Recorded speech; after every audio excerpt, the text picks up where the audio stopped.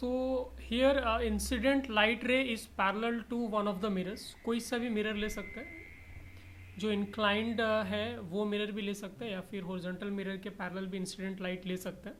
Can be any of this. कोई भी एक लेके हमें सॉल्व करना है.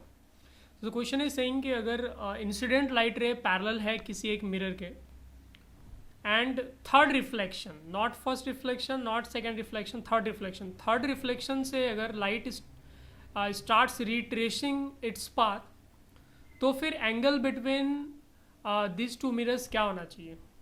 सो जो अप्रोच मुझे बहुत सिंपल एंड कॉमन सेंस वाला लग रहा है वो ये कि पहले हम लोग तो मिरर बना लेते हैं. सो ये हमारे पास दो मिरर हो गए. इनके बीच का एंगल वी डोंट नो, हमें ये फाइंड करना है कितना एंगल होगा. तो मैंने यहाँ पे क्या किया, because we know third reflection से लाइट रिट्रेस करेगा अपना पाथ, तो प्लेन मिरर पे लाइट तभी रिट्रेस करता है अपना पाथ. फॉर एग्जाम्पल मैं साइड में बना रहा हूँ, एक हमने एक छोटा सा मिरर लिया. लाइट अगर ऐसे आ रहा है एकदम नॉर्मल पे, एकदम नॉर्मल इंसिडेंस है लाइट का, लाइट एकदम सीधे आ रही है परपेंडिकुलर टू मिरर के surface, only then light will retrace its path. तो ये क्या है, इधर से आएगी तो फिर ये रिफ्लेक्ट होकर सेम उसी डायरेक्शन उसी पाथ को कवर करेगी. सो बिकॉज वी नो कि थर्ड रिफ्लेक्शन से लाइट अपना पाथ रिट्रेस कर रहे हैं, तो लेट्स अज्यूम लाइट रे इस तरह से आई, यहाँ से इंक्लाइन वाले मिरर पे लाइट रे इंसिडेंट हुई, एंड देन फिर उसके बाद वो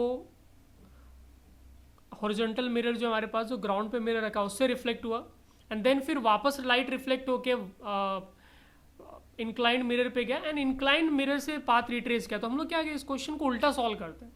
जहाँ से पाथ रिट्रेस होने वाला है वो डायग्राम ही रिवर्स में बना लेते हैं. तो फॉर एग्जाम्पल लाइट रे पाथ तभी रिट्रेस करेगा जब वो इंसिडेंट होगा कुछ इस तरह से, इंसिडेंट होगा या फिर रिफ्लेक्ट होगा, बात अभी बराबर है क्योंकि लाइट अपना पाथ रिट्रेस कर रहा है. सो इट डजेंट मैटर, वो वही सेम पाथ उसको लेना है.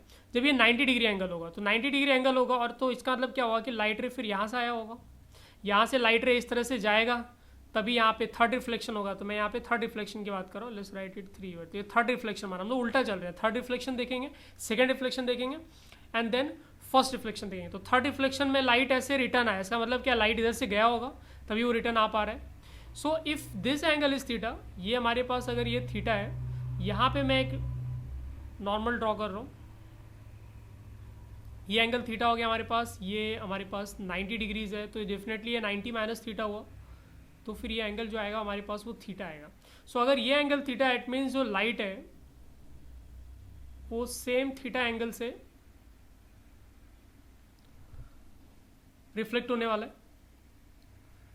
नाउ इसका मतलब लाइट रे इधर से आया होगा एंड देन फिर इधर रिफ्लेक्ट होकर थर्ड रिफ्लेक्शन पे गया होगा. मिरर थोड़ा सा और बड़ा कर लेते हैं कि डायग्राम में थोड़ा सा,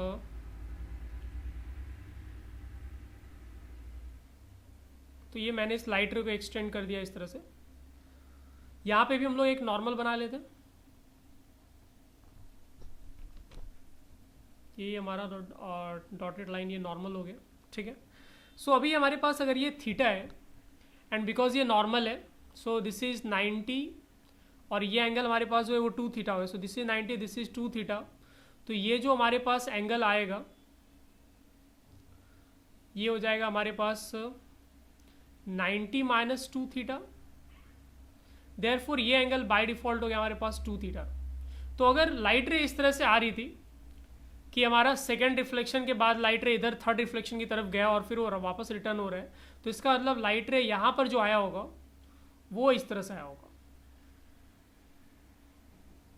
ये एंगल भी अपने पास जो होगा वो 2 थीटा होगा.